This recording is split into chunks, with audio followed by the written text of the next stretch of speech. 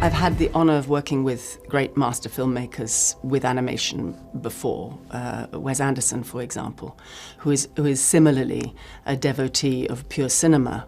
It feels to me like Guillermo similarly takes animation literally in his own hands, and there's a sort of glee, a sort of child's glee, I suppose, about working it and working the clay of it. And obviously working with his extraordinary technicians and artisans. And his decision to go full artisan on it is such a cineast's decision, because we all have, well, certainly my generation has, beautiful memories of early, particularly from Eastern Europe, stop frame animation that felt absolutely palpable and actually, frankly, as if one could have done it oneself. And I think that's very magical for children. The thing that you see at the first look, first sight, first glance even, is that it doesn't look like any animated film you've ever seen before. It is because, regrettably, I find, because Pinocchio is a very beautiful novel, book, that has existed for a long time before it was turned into a movie, and the movie had its place in the the historical context of that movie, and the cultural context of that movie made it necessary for certain adaptations. But because of the distribution of a movie versus the distribution of a novel, the movie has become the standard, and it's very difficult to leave that standard because, you know, people's expectations, people's images inside their heads, and all of a sudden you see something completely different. The sets are just so evocative of the beauty of these little Italian towns. And I know it's because my wife comes from a small town in the south of Italy, so I know places just like this, absolutely. And that's the romanticism of that is offset by some of the characters that Geppetto encounters, like the priest in the church and the fascist guy from the congregation with his kids, and it goes into a much darker territory. And even the priest he seems benevolent at the start, but he's quite malevolent in reality. And having been educated in a Catholic school myself, I think, I know that guy. Being in a stop-motion movie comes with its positives and its negatives, because although some might say I don't have to memorize the lines off by heart, it's also a lot harder to fully show off acting, because someone who's in live action can fully use their body. As I mentioned earlier, they can fully use their body to express how they're feeling.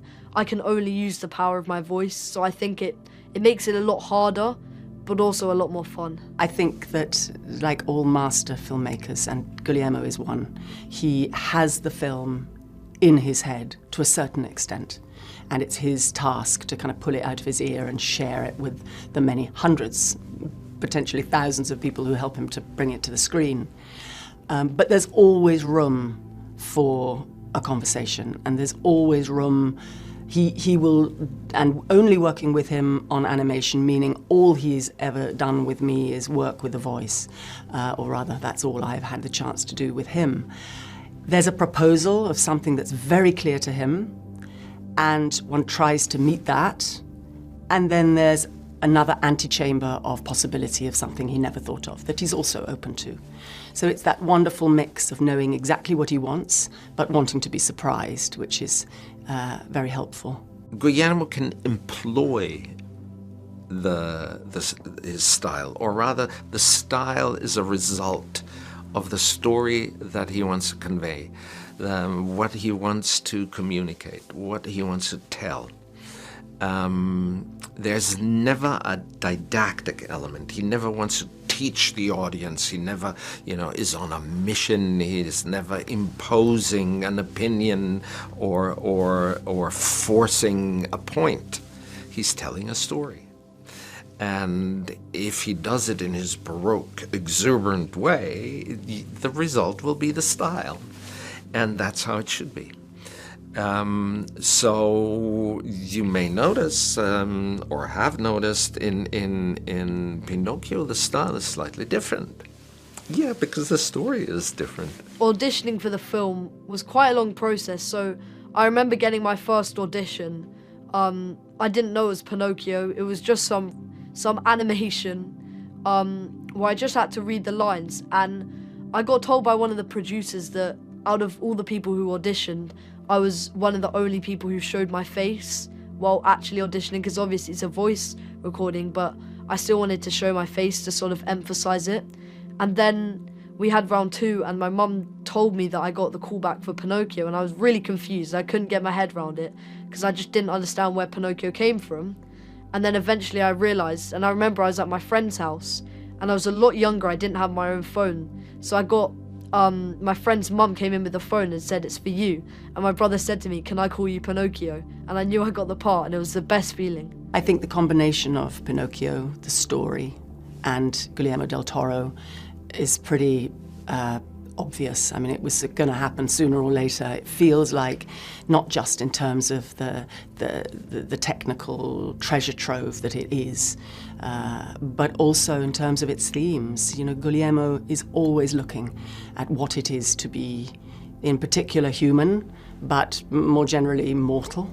What it is to feel a freak, what it is to join society, how does one join society, what place does one take in society. That's his territory, and Pinocchio is all about that. And so I hope that people will be moved by this ancient narrative that they've heard of many times before, seen, interpreted many times before by different people. But with Guillermo holding their hands, that they will get something really profound about life, and the fact that life is short and we have to live it and make choices about living it as best we can. I suppose the icing on the cake during the process of filming this was being taken down to Abbey Road Studios to record the song, My Son. And I got out of the car at Abbey Road Studios, and there were people walking across the zebra crossing and the usual thing. And there were people hanging about outside the Abbey Road Studios. And I didn't realise it was still such a popular spot. And 2 American ladies came over to the car as I got out. And one said, "My God, is it really you? Is it you?" I said, who are you thinking of?" She said, "Willie Nelson." I said, no.